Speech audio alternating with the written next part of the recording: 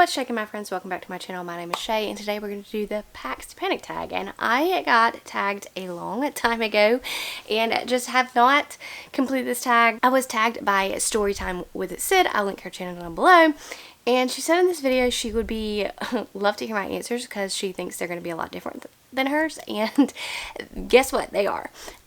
So I kind of had a difficult time with this because my memory is just not very well. And some of this stuff, the questions in this tag, I just don't read books like this. But we're gonna kick this right off and get into it. So the first question, I got my handy dandy phone here so I can get the questions for you, is Arachnophobia, fear of spiders. Name a book with a ton of characters. So of course, when you think of ton of characters, you think about fantasy, and I have not read The Wheel of Time, but I do have it here, and I know that there's a ton of characters, and it's part of the reason why I'm terrified to read it.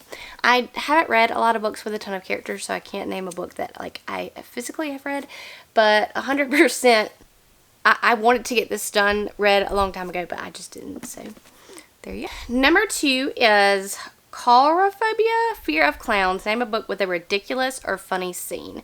So one book that I read recently that I can remember being just laugh out loud funny was going to be Finlay Donovan is Killing It, and it follows our main character Finlay, who is down on her luck. She's an author, and she's basically in the Panera Bread, and she's talking to her agent about the plot for her book, and the woman at the next table overhears her and thinks she is an assassin.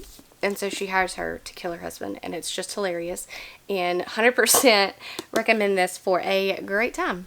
The next question is going to be Acrophobia, fear of heights. Name a book that changed your view. So one that I can specifically remember that I read pretty frequently, I think it's my favorite book of last year, and that's going to be The Minute Library by Matt Haig. Trigger warnings for suicide and all of that, but this book just changed the way that I view things, and Matt Haig just has such a great way with words. But honestly, if suicide is a trigger for you, do not read this, because I've heard a lot of people say that this has triggered them and has not been the best representation for them, but it was great for me, so would recommend if that sounds something like you like.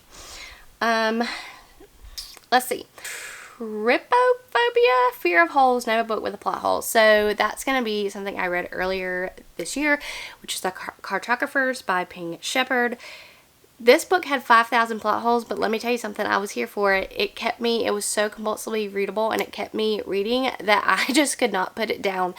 So 100% would recommend this book. I truly, truly loved it, even though it had a big plot hole, and majority of things in there just did not make sense. But I highly enjoyed it, but there's a lot of people that didn't, and so there's lots of rant reviews out there if you want to watch those, but I liked it.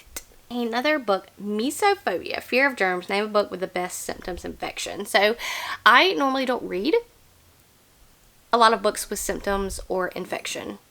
So I'm going to say, my dog is about to bark, I'm going to say The Hot Zone by somebody Preston that I read back in college, which is about like a real virus kind of thing. And fear of lightning thunder. Name a book that hits you hard, and that is going to be It Ends With Us by Colleen Hoover. I completely I don't want to say I related to this book, but I felt it. And so this is dealing with trigger warnings for domestic violence, abuse, and I'm not going to say I enjoyed this book. It is one of my favorite books, but it did hit me hard. And so I would recommend that you read what the story is about and decide for yourself with that trigger warning if you want to read it. Then there's Enochlophobia, fear of crowds. Name a book with a place, group of people you hated. So this is going to go to one of the books that I recently read, which is In My Dreams I Hold a Knife by Ashley Winstead. Every single character in that book is morally gray, and you really couldn't get on with any of them. But I really loved the book. It was compulsively readable. It was a lot of page turnery, and so I highly recommend that book.